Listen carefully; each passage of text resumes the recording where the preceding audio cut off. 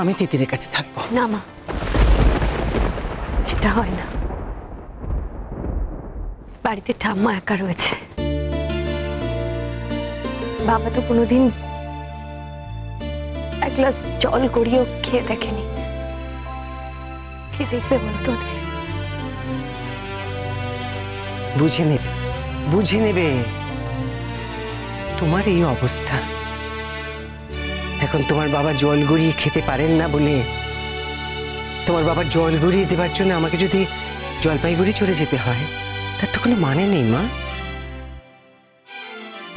তুমি চিন্তা করো না, দরকার হলে তোমার বাবার লোক রেখে দেবেন। মার বয়স হয়েছে, তাছাড়া মা কাজের লোকের হাতে খেতে চান না। মা রান্না কি করবে?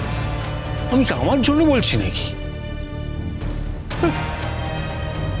খেতে চান না, খেতে চান না, এতদিন খাননি, এবার খেতে হবে। আমার মেয়েটারও তো এই অবস্থা। আমি তো সারা জীবন তোমার জন্য, তোমার মায়ের জন্য কম করিনি। আজকে আমার মেয়েটার জীবনের এই অবস্থায় আমি তো ওকে ছেড়ে কোথাও যেতে পারবো না, আমাকে ওর পাশেই থাকতে হবে। ছেলেটা কাল আন্তাবড়ি কথাবার্তা, বুদ্ধিহীন মেয়ে মানুষ। সে তুমি আমাকে বুদ্ধিহীন বলো আর যাই বলো, তাতে আমার কিচ্ছু যাবে আসবে না। আমি যা ঠিক করেছি আমি সেটাই করব। বাবা, তুমি শুধু শুধু অশান্তি করো না। আমি তো বলছি এখানে কারোর থাকার দরকার নেই, আমি একাই দিব্যি থাকতে পারবো। তোমার এখানে একা থাকার কি দরকার? তুমি জলপাইগুড়ি ফিরে চলো, এখানে থেকে তুমি কি করবে? সব চলে গেছে মানে আমার জীবনের সব স্বাধীনতা চলে গেছে তা কিন্তু নয় বাবা। তুমি যদি মনে করে থাকো যে বিয়ের আগের মতো ব্যবহার তুমি আমার সঙ্গে করবে, সেটা হতে পারে না। কারণ আমি আর একই জায়গায় দাঁড়িয়ে নেই বাবা, সময় অনেকটা এগিয়ে গেছে। তুমিও তোমার মার মতন সারাক্ষণ বড় বড় কথা বলো। এই সময় আমি এসব কথা বলতে চাই না, কিন্তু এটা তো ঠিক যে যা হয়েছে সেটা তোমার দোষেই হয়েছে।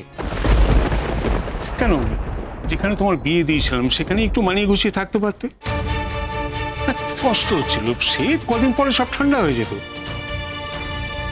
তা না তুমি সেই সংসার ছেড়ে আবার একটা অন্যায় করলে ধর্মেশ হয় না। বাবা, তুমি কি এখন আমাকে এই কথাগুলো বলতে এসেছো?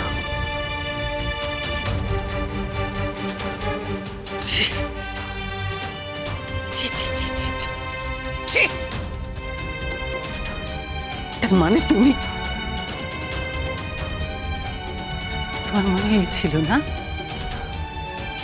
এই ছিল তোমার মনে? তাহলে তুমি তখন ওরকম নাটক করে মেয়েটার বিয়ে দিতে এসেছিলে কেন? আমার কোনো উপায় ছিল না, তাই আসতে হয়েছিল। মানে এই নয় যে আমি সবটা মেনে নিয়েছিলাম। একবার বিয়ে করে যে সুখী হয় না, সে আরেকবার বিয়ে করলে সুখী হবে, তার তো কোনো মানে নেই। শোনো, জীবনে মৃত্যুর উপরে কারোর হাত নেই। এটা একটা অ্যাক্সিডেন্ট, আর অ্যাক্সিডেন্ট যে কোনো সময় যে কোনো মানুষের জীবনে হতে পারে। তার মানে এটা কখনোই নয় যে দিদির যতদিন ঈশানের সঙ্গে বিবাহিত জীবন কাটিয়েছে সেটা সুখের ছিল না, সেটা শান্তির ছিল না, এটা নয়। সত্যি কথা বলতে কি, ঈশানের সঙ্গে বিয়ের পরেই দিদির জীবনে প্রথম বুঝতে পেরেছিল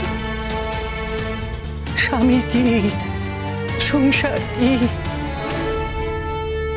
তারপরে যদি একটা অ্যাক্সিডেন্টে ঈশান চলে গিয়ে থাকে।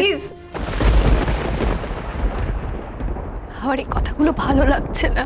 তা ভালো লাগবে কেন? বাবা তো চিরকাল তোমাদের ভালোর কথাই বলেছে। এই যে ঈশানকে নিয়ে সংসার করলে, কটা দিন সংসার করতে পারলে? তুমি কি আমাকে এই অভিযোগ করবে বলে এখানে এসেছো? তুমি যাকে জিজ্ঞেস করো, সেই বলবে যে তোমার এখন বাবা মার সঙ্গে জলপাইগুড়ি ফিরে যাওয়া উচিত। জলপাইগুড়ি ফিরে গিয়ে আমি কি করব বাবা? সেখানে তোমার শ্বশুর বাড়ি আছে, তুমি শ্বশুর বাড়ির লোকজনের সঙ্গে থাকবে। এই তো দেখো না, তোমার শ্বশুর বাড়ি থেকে একজনও কেউ এখানে এলো না, তার মানে তারা তোমার বিয়েটা মেনে নেননি। তাহলে কি বলছো তুমি? কি বলছো? তারা মেনে নেয়নি জেনেও তুমি তিতিরকে ওখানে গিয়ে থাকতে বলছো? কি অদ্ভুত, কি অদ্ভুত বাবা তুমি। কিন্তু বৌমা হিসেবে ওর তো একটা কর্তব্য আছে, তারা মানেনি, মানার কথাও নয়। সে একটা ডিভোর্সি মেয়েকে বিয়ে করেছিল, সেটা তারা মন থেকে মেনে নিতে পারেনি। এতে তো আমি দোষের কিছু দেখি না। তাহলে ওর কোনো দায়িত্ব থাকবে না? শ্বশুর বাড়ি বাপের বাড়ি মিলিয়ে থাকবে। আর এখানে থেকেও করবেটা কি? চাকরি বাকরি করে না, কিচ্ছু করে না, খাবেটা কি? আমি ঠিক কিছু একটা জোগাড় করে নেব বাবা। তাছাড়া ঈশান তো আমার মাথা গোজার জায়গাটা করেই দিয়ে গেছে, বাকিটা আমি ঠিক জোগাড় করে নিতে পারবো। কি জোগাড় করবে তুমি? হ্যাঁ, জানোটা কি তুমি? সাধারণভাবে বিয়ে পাস করেছো, এই তো। তিতির বাজাবে, তিতির আবার বাজাবে। বাজনদার হবে? আচ্ছা, বাজনদার হয়ে কি করবে? রোজগার করবে? কেন? ঈশান ঈশান বাজনদার হয়ে ভালো রোজগার করেনি? তোমাকে একটা কথা বলি বাবা, তুমি গান বাজনাকে সম্মান না করতে পারো, কিন্তু যারা সম্মান করে তাদের সামনে দয়া করে এই ধরনের কথা বলো না। আর এখন আমার তোমাদের সাথে এসব নিয়ে কথা বলতে ভালো লাগছে না।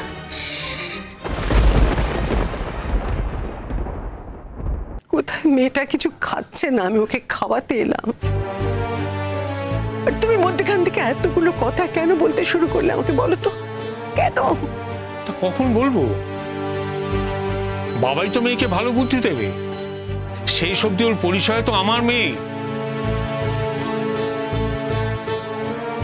তোমার মেয়ে হলেও আমার নিজেরও একটা পরিচয় আছে বাবা।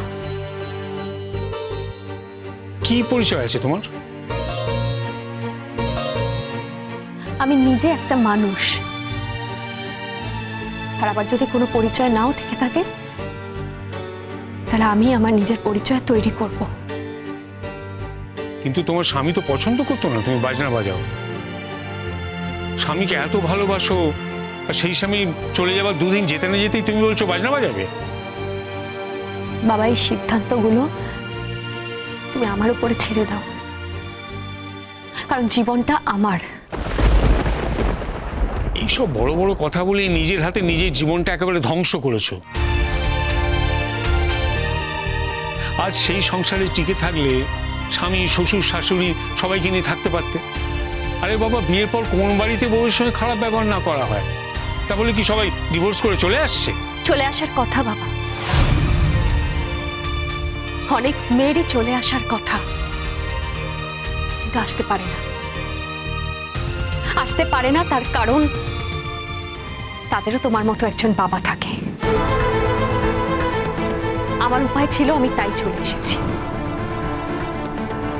আমার কাছে ঈশান ছিল আমার হাতটা শক্ত করে ধরার জন্য। হ্যাঁ, এটা ঠিক যে আমরা খুব বেশি দিন সংসার করতে পারিনি, কিন্তু যে কটা দিন সংসার করেছি আমি খুব শান্তিতে থেকেছি।